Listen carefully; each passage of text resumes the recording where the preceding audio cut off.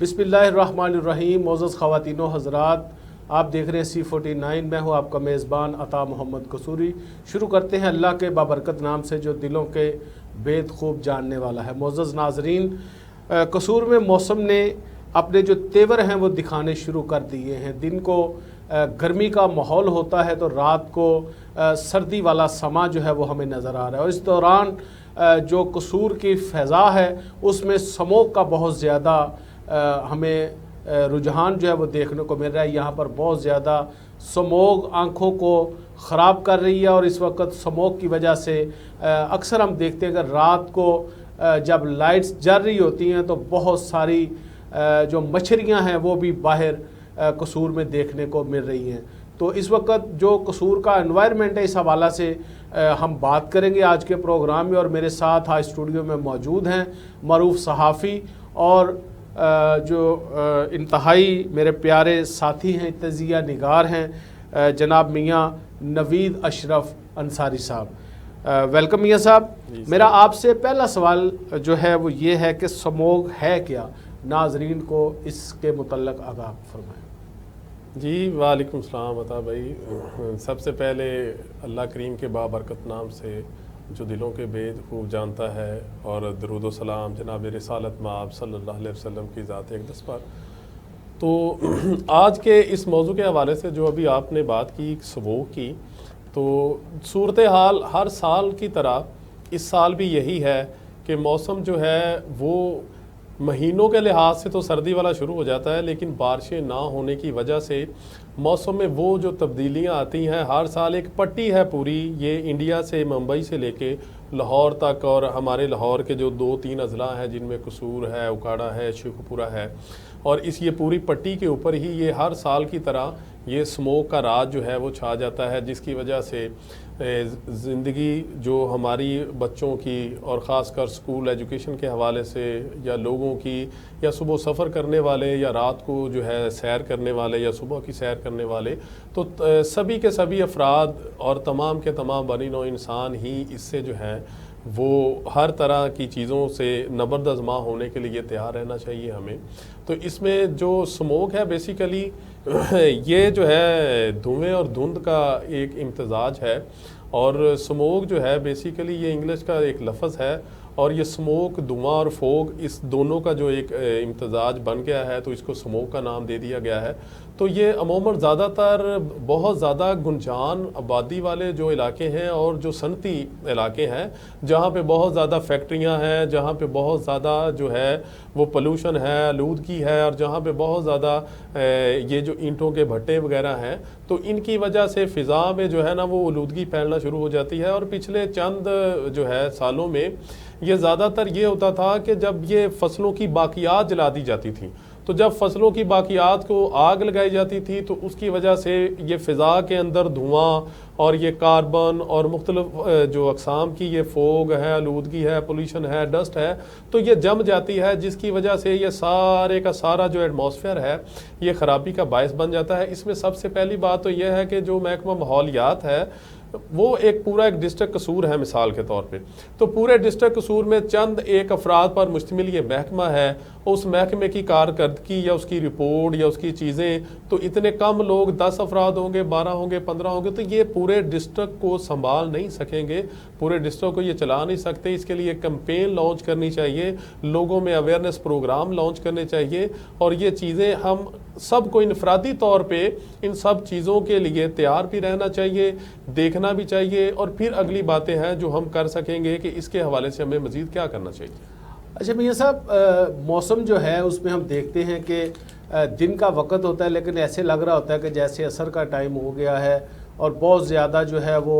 अगर हम आसमान की तरफ देखें तो ऐसे लग रहा होता है जैसे बादल बने हुए हैं। इस माहौल को जो है वो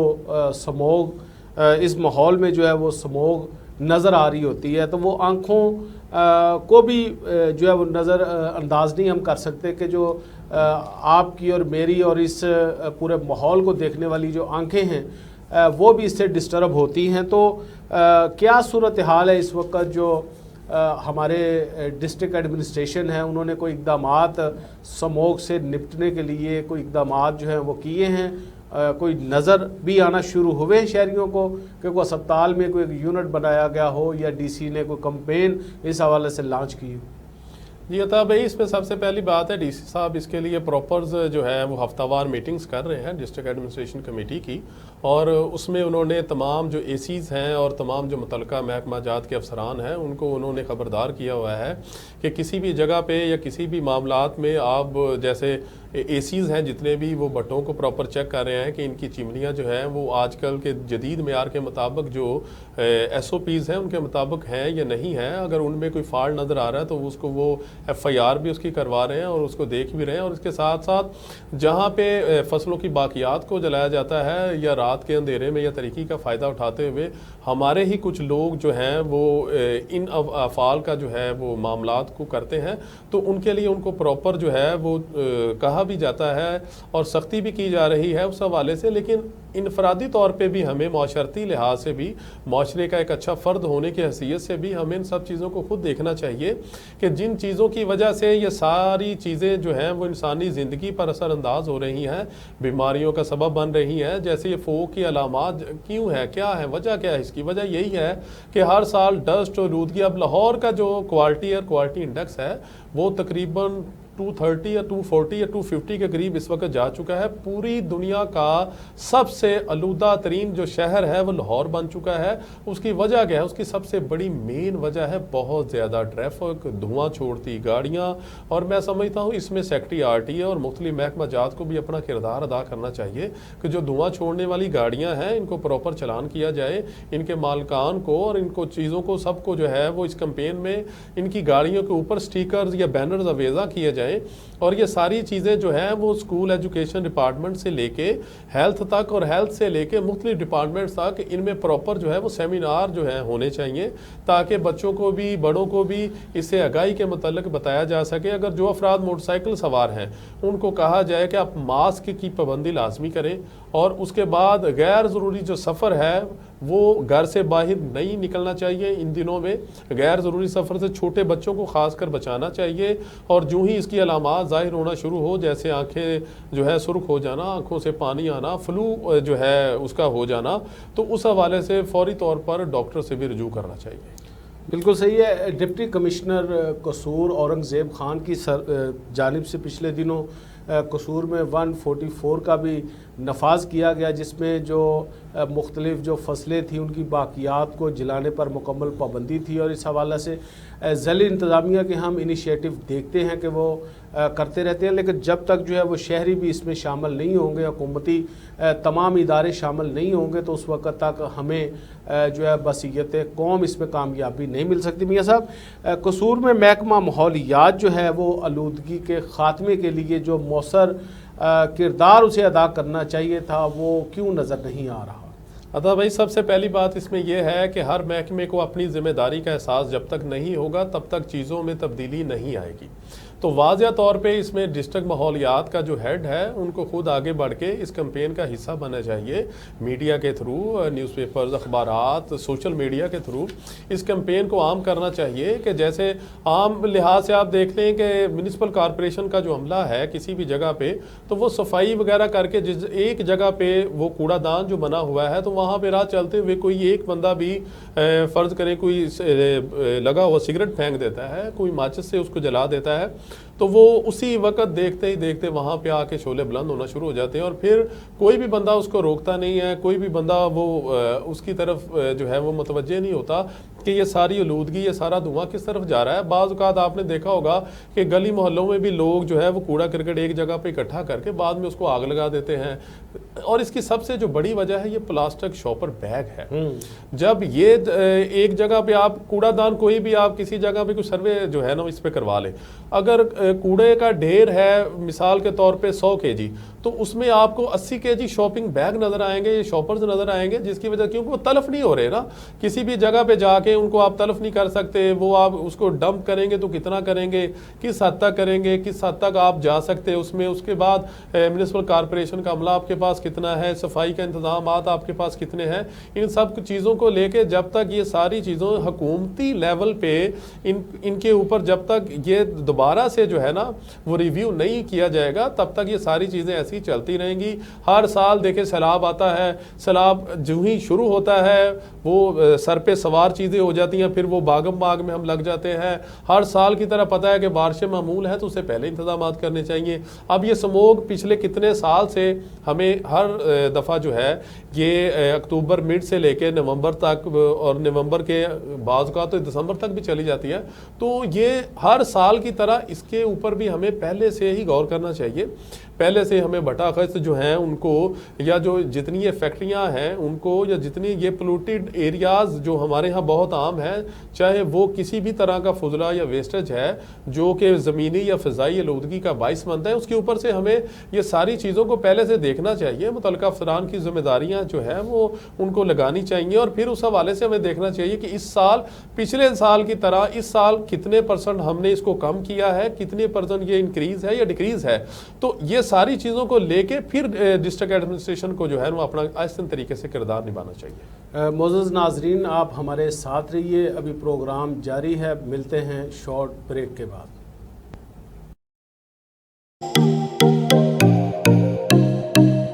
ज़की ब्रदर्स की फखरिया पेशकश, बिजनेस क्लास डाइवो एक्सप्रेस, कसूर से इस्लामाबाद रावलपिंडी, पुरसकून माहौल, आरामदेह, तेज तर और महफूज तरीन सर्विस, कुशादा सीट, हर सीट के सामने DVD की सहूलत, अपनी पसंद की तिलावत कुरान पाक, नात शरीफ सुने या अपनी पसंद का ड्रामा और मूवी देखें। पुरलुत्फ सफर ज़की डाइवो बस सर्विस के साथ। ज़की ब्रदर्स के सर्विस टाइम्स: कसूर से इस्लामाबाद रावलपिंडी रोजाना 3 टाइम। पहला टाइम सुबह 9:30 पर, दूसरा टाइम दोपहर 11 बजे, तीसरा टाइम रात 9:30 पर। कसूर से साहिवाल रोजाना 3 टाइम। पहला टाइम सुबह 8 बजे, दूसरा टाइम दोपहर 12 बजे, तीसरा टाइम शाम 4 बजे। कसूर से फैसलाबाद रोजाना 2 टाइम। पहला टाइम सुबह 8 बजे, दूसरा टाइम 1:45 पर दोपहर में। कसूर से सियालकोट रोजाना सुबह 8 बजे। कसूर से मुल्तान सुबह 7 बजे, दूसरा टाइम दोपहर 2:30 बजे। कसूर से बहावलनगर चिश्तियाँ रोजाना सुबह 7:30 बजे, दोपहर 1:30 बजे। इसके अलावा लाहौर के लिए हर 10 मिनट बाद सर्विस जारी है। आज ही अपनी एडवांस सीट की बुकिंग करवाएं।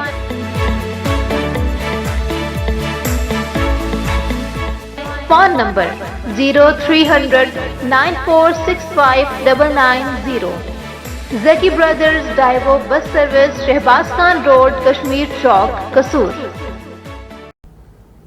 वेलकम बैक नाजरीन, आप देख रहे हैं C49 और मेरे साथ आज स्टूडियो में मौजूद हैं मियाँ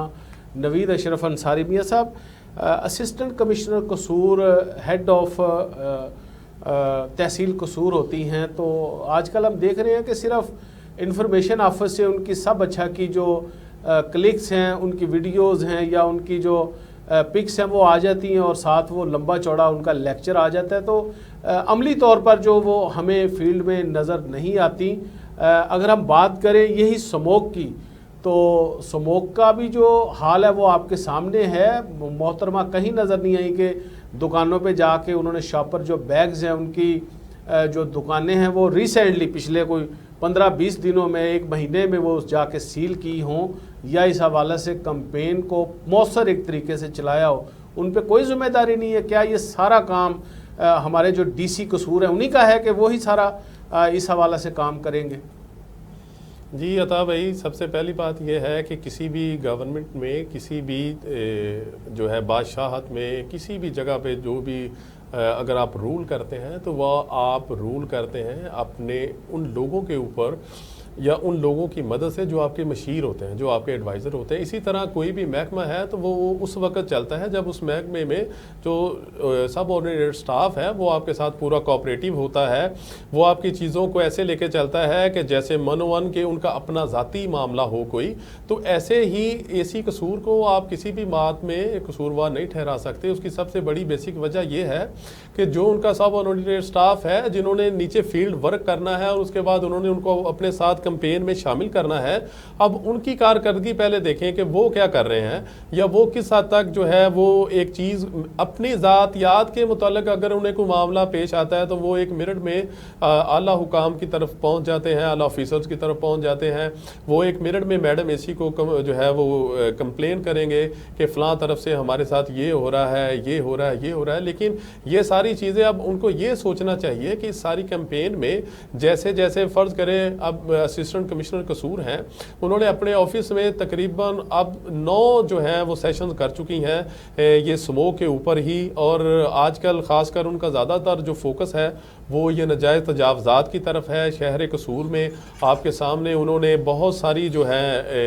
ये कैंपेन चलाई हुई है। इसमें वो ख़ुद फ़िज़िकली शरीक हो रही हैं और वो ख़ुद अपनी निगरानी के अंदर ही ये सारे मामलात जो है वो ज़िला कौंसल का अमला है, कॉरपोरेशन कसूर का अमला है, और इन सब को साथ लेके वो ये सारा जो है इंक्रोचमेंट वाला सेगमेंट जो है वो कर रही हैं। लेकिन इसके साथ साथ उनका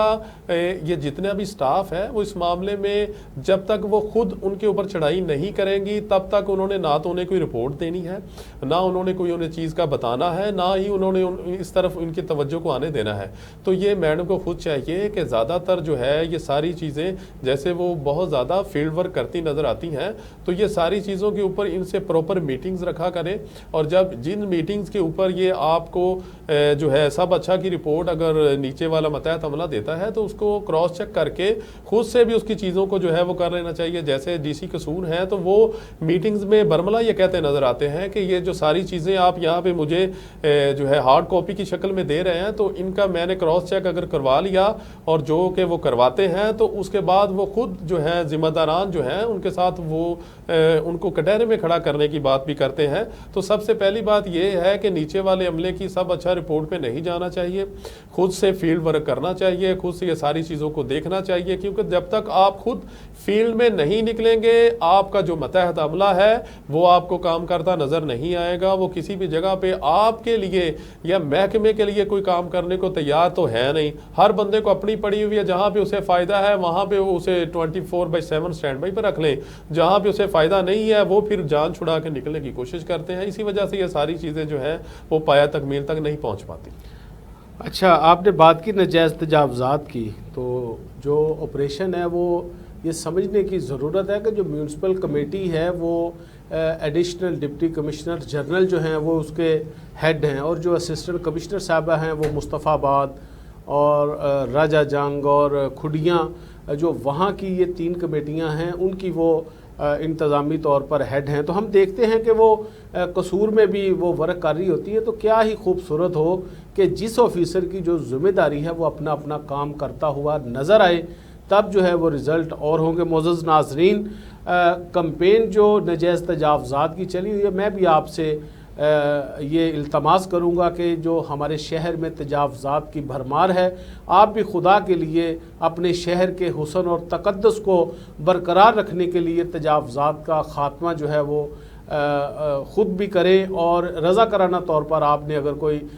तजावज़ात कायम की हुई है तो उसको रिमूव कर दे, ताकि ज़िली इंतज़ामिया के जो भरपूर एक्शन और FIR और मुख्तलिफ जो सज़ा जज़ा का अमल है आप उससे बच सकें। मेरा आपसे मियाँ नवीद साहब ये सवाल है कि ऑपरेशन हो रहा होता है और वहाँ पर जो सामान है लोगों का वो उठाया जा रहा होता है। बाज़ लोग जो हैं वो ख़ास तौर पर जो रेडी बान है वो ये क्लेम भी करते हैं कि उनका जो रोज़ी रोटी का सामान होता है वो भी उठा लिया जाता है, और बाद में म्यूनसिपल कमेटी का अमला जो है वो उनसे मुख्तलिफ जो है वो चक्कर लगवा के और अफसरान का नाम लेकर और कभी ये और कभी वो करके उनसे जो पैसे बिटोरते हैं उसका भी कोई हिसाब किताब रखते हैं, ताकि या वो सिर्फ़ अल्लाह को उसका जवाब देंगे। हमारे जो अफसरान हैं क्या उनको इस मामले से अलग थलग रहना चाहिए, या कम अज़ कम इसको ऑन रिकॉर्ड चीज़ बना ली जाए कि ये चीज़ हमने यहाँ से उठाई है, आप वहाँ पे आ जाए और इसका ये रिकॉर्ड है। ऐसा पूरे शहर के पूरे ज़िला में देखने को नहीं मिलता। तो यह क्या आवाम के साथ ज़्यादती नहीं है? ये था भाई, आपने बिल्कुल बजा फरमाया। ये एक बहुत बड़ा अलमिया है जिसके बारे में हमें सोचने की ज़रूरत है। सबसे पहली बात तो ये है कि हमारे जो अवाम नास हैं उनको भी इस बात का ख्याल रखना चाहिए कि जहाँ पे बार बार अगर हमें बल्दिया कसूर, ज़िला कौंसल, म्यूनसिपल कॉरपोरेशन या कोई भी अमला आके अगर मना करता है वहाँ पे, तो बार बार इन्हें वहाँ पे वही जो अपनी रेडी है या वही अपना जो जगह इन्होंने मखसूस कर रखी होती हैं, तो वहाँ पे अपने ये जो कारोबारी ज़िंदगी के मामलात हैं नहीं करने चाहिए, पहली बात। दूसरी बात, अगर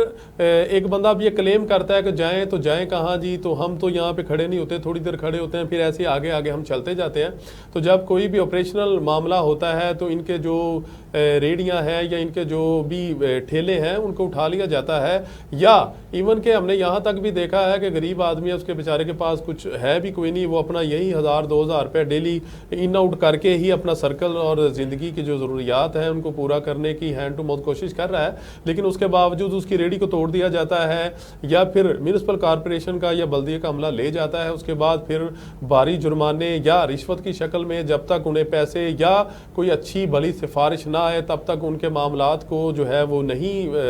वाइंड अप किया जाता। ये मैं समझता हूँ कि बहुत बड़ी ज़्यादती है उन लोगों के साथ भी, और बहुत बड़ी ज़्यादती है ये बल्दिया के अमले की भी। और मैं इस बात पे आपको एक और बात यहाँ पे कहना चाहता हूँ, क्या आप ये समझते हैं कि बल्दिया या म्यूनसिपल कॉरपोरेशन या डिस्ट्रिक्ट काउंसिल के अमले की मिली भगत के बगैर आप किसी भी जगह पे नाजायज़ तजावज़ात कायम कर सकें, या किसी भी जगह पे आप जो है ऑन द रोड वो रोड बंद करके और आप वो जो है वो रेडियाँ लगा लें और फ्रूट्स लगा लें और चीज़ें लगा लें, और बाद में पता चले कि जी वहाँ से तो मंथलियाँ जो है वो अमले को मिल रही हैं। और इंक्रोचमेंट का जो अमला है, जब इनको पीछे से कोई ऑर्डर्स मिलते हैं तो सबसे पहले ये उनको टेलीफोनिकली कह देते हैं कि जी वो एसी साहब आ रहे हैं, डीसी साहब आ रहे हैं, तो जल्दी कर लें, ऐसे हो जाए, इधर हो जाए, उधर हो जाए। तो तब ये सब कुछ अच्छा कैसे हो जाता है विद इन मिनट्स। उनकी तो अपनी आवाम की तो या लोगों की या गरीब गुरबा लोगों की तो अपनी रसाई या कम्युनिकेशन तो नहीं है ना डीसी ऑफिस तक कि 1 मिनट में उन्हें रिपोर्ट मिल जाए या कर जाए। ये सारा कुछ हर अमला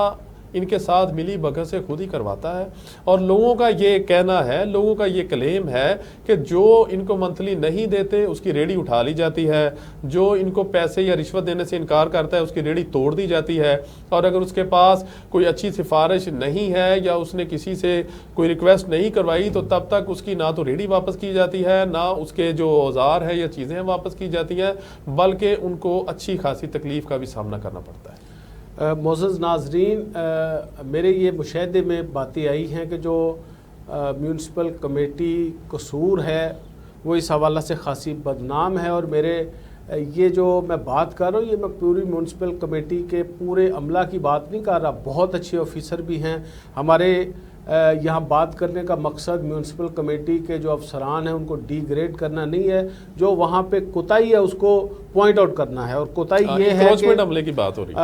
और ये कोताही ये है कि अगर वो किसी जगह से कोई सामान उठाएं तो उसकी रिसीविंग जो है वो खुद दे, ताकि जो बंदा जो है वो फिर अपना सामान लेने के लिए जाए, भले आप उनको जुर्माना करें मगर वही सामान उनको इज़्ज़त और वक़ार के साथ वापस किया जाए। और अगर बाहक सरकार जो है वो ज़ब्त कर लिया जाएगा तो मेरा नहीं ख्याल कि आज तक ज़ब्त किया हुआ सामान जो है उसकी आज तक कोई भी ऑक्शन जो है वो म्यूनसिपल कमेटी कसूर में हुई हो। और दूसरी जो बात है मैं वो जो करने लगा हूँ कि इस ऑपरेशन का जो हेड हैं वो हमारे चौधरी अशरफ गुजर साहब हैं जो SDO हैं। उनके मुतल्लक हाँ जी एक्सियन का वो चूँकि एक्सियन कसूर में लगने को तैयार नहीं है तो वही एक्सियन भी हैं, वही SDO भी हैं। तो आज तक जो है वो उनके नाक के नीचे कसूर सिटी में म्यूनसिपल कमेटी की हदूद में आपको मुख्तलिफ गलियों में जो स्पीड ब्रेकर बने हुए नज़र आएंगे, या जो है वो सुई गैस के लिए या किसी और काम के लिए जो कट जो है वो लगाए जाते हैं, तब गवर्नमेंट के ख़जाने में पैसे जो हैं वो भी जमा करवाए जाते हैं। मेरा रिकॉर्ड और मेरी मालूमात के मुताबिक आज तक जो है पिछले 5 सालों में उस हेड में कोई जो है वो एप्लीकेशन नहीं जमा हुई, ना ही कोई रेवेन्यू जमा हुआ है, तो